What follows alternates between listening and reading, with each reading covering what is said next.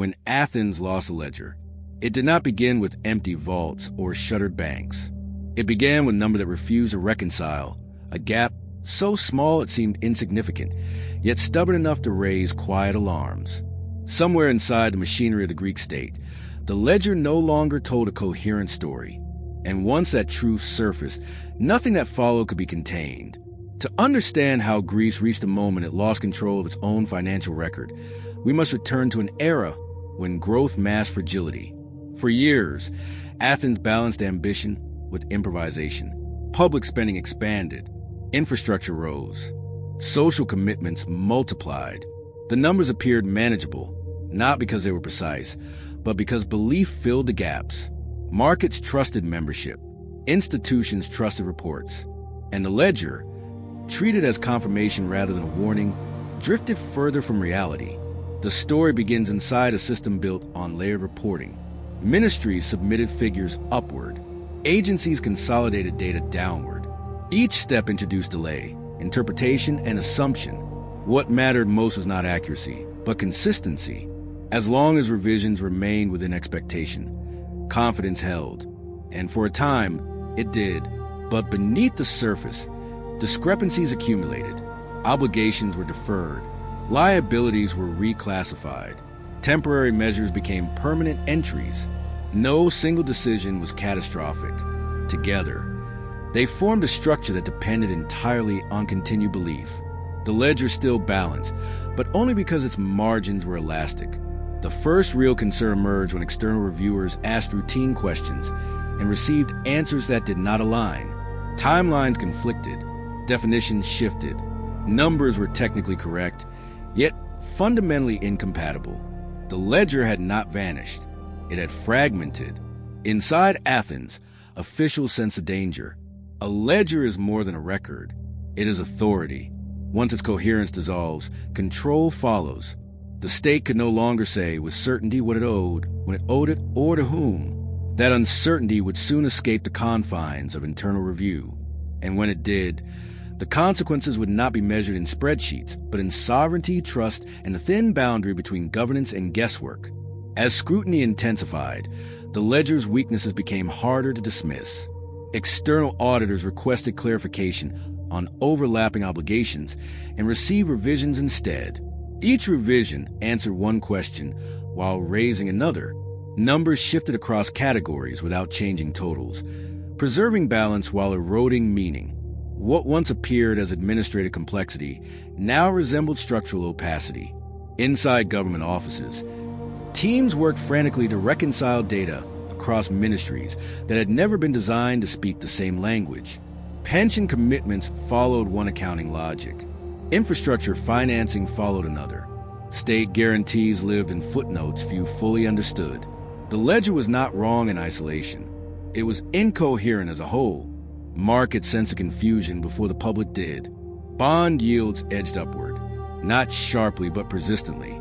Analysts flagged inconsistencies without naming them. Reports used careful language.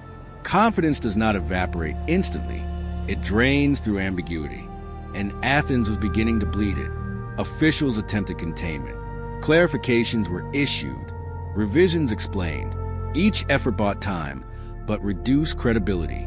The more the ledger changed, the clearer it became that no single version reflected reality. What had once been a tool of governance now functioned as a moving target. Inside policy circles, a grim realization took hold. Without a reliable ledger, decision-making itself became compromised.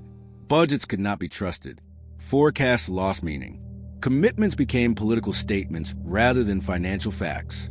The state was operating blind, guided by approximation rather than control.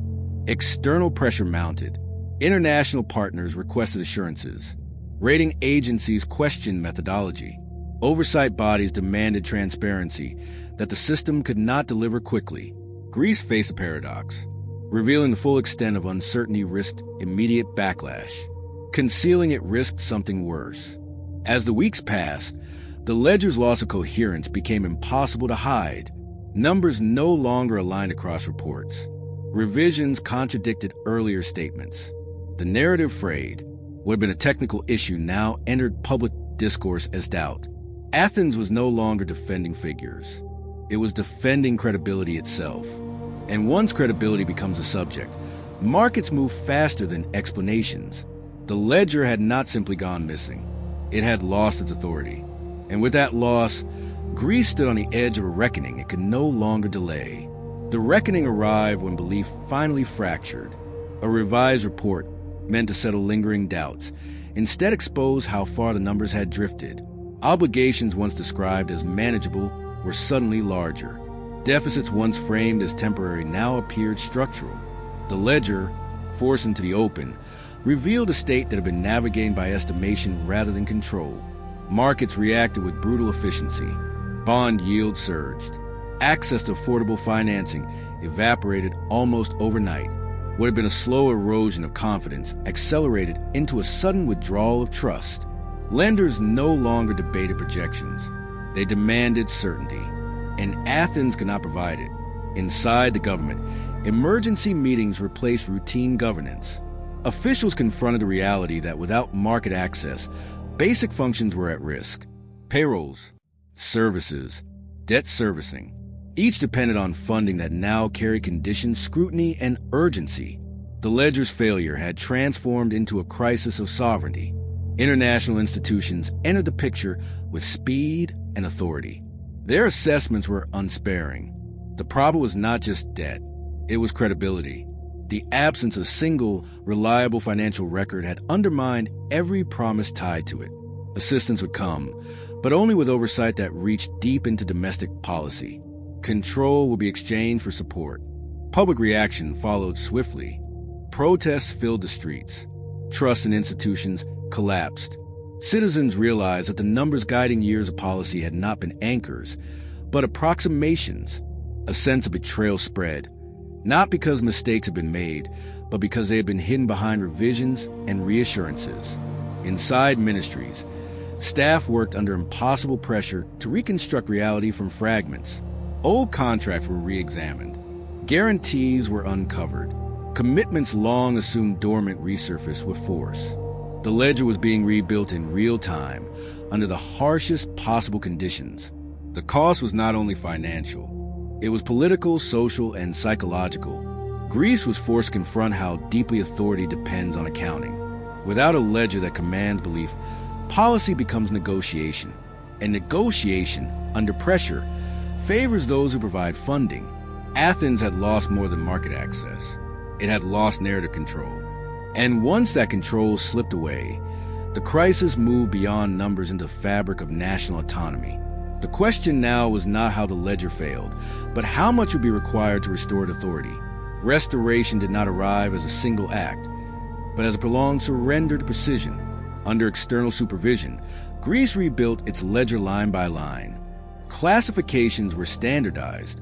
Off-balance obligations were dragged into view. Assumptions were stripped away. What emerged was not flattering, but it was real.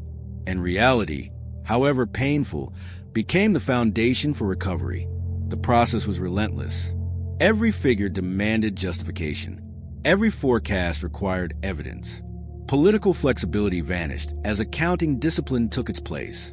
Decisions once guided by negotiation were now governed by thresholds and triggers written into agreements beyond domestic control. Sovereignty narrowed, not through conquest, but through conditionality.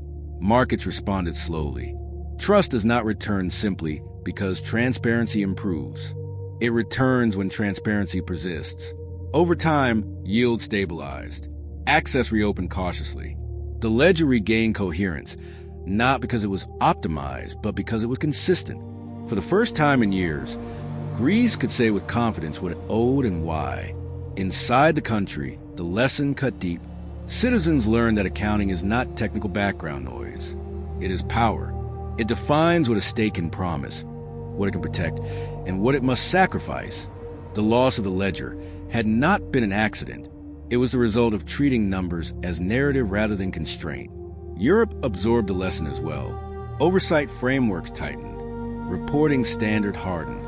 The assumption that membership alone ensured credibility was replaced with evidence-based trust. Greece's crisis reshaped how financial truth was enforced across the continent. Athens did not collapse. It endured, But it emerged changed, aware that authority flows from precision, not optimism. The ledger, once lost, became a symbol of discipline regained through necessity rather than choice. When Athens lost a ledger, it lost control. When it rebuilt it, it reclaimed something quieter but stronger, the ability to govern within reality rather than above it. So what do you think? Are we repeating the same mistake again? When